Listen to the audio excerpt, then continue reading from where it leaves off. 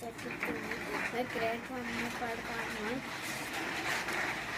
ये flat car है।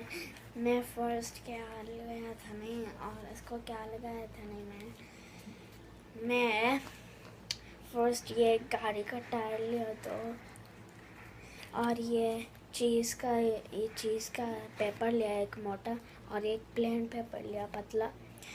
फिर बाद में ये इसको रोल करके इसको ऐसा बंधे के मैं इसके अंदर ये दो ऐसा व्हील्स डाले, फिर बाद में ऐसा पेपर चिपका दिया।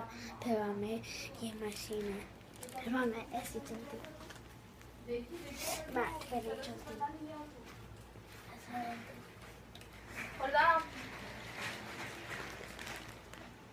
Wow, good.